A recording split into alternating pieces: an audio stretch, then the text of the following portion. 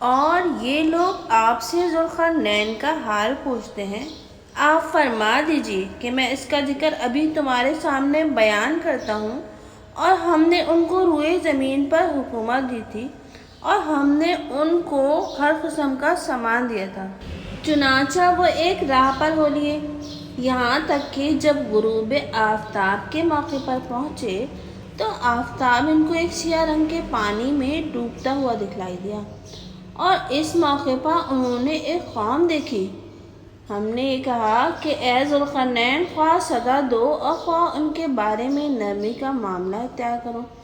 ذوالقرنین نے عرض کیا، لیکن جو ظالم رہے گا سو اس کو تو ہم لوگ سزا دیں گے، پھر وہ اپنے مالک حقیقی کے پاس پہنچایا جائے گا، پھر وہ اس کو سخت سزا دے گا، اور جو شخص ایمان لائے گا اور نیک عمل کرے گا تو اس کے لیے بدلے میں بھلائی ملے گی، اور ہم اپنے برتاؤ میں اس کو آسان بات کہیں گے۔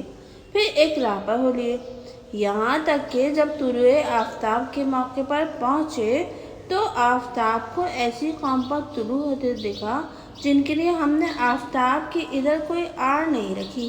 یہ قصہ اسی طرح ہے، اور ذوالقرنین کے پاس جو کچھ تھا ہم کو اس کی پوری خبر ہے۔ پھر ایک اور راہ پر ہو لیے، یہاں تک کہ جب دو پہاڑوں کے درمیان میں پہنچے تو ان پہاڑوں سے اس طرف ایک قوم کو دیکھا جو کوئی بات سمجھنے کے قریب بھی نہیں پہنچتے۔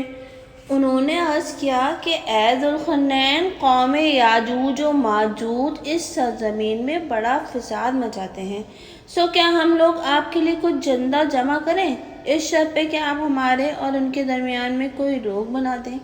ذوالقرنین نے جواب دیا کہ جس مال میں میرے رب نے مجھ کو اختیار دیا ہے وہ بہت کچھ ہے، سو ہاتھ پاؤں سے میری مدد کرو، میں تمہارے اور ان کے درمیان میں خوب مضبوط دیوار بنا دوں۔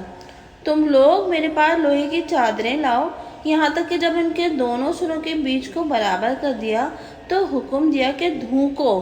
یہاں تک کہ جب اس کو لال انگارہ کر دیا تو حکم دیا کہ اب میرے پاس پگھلا ہوا تانبا لاؤ تاکہ اس پر ڈال دوں۔ سو نہ تو یاجوج و ماجوج اس پر چڑھ سکتے تھے اور نہ اس میں نقب دے سکتے تھے۔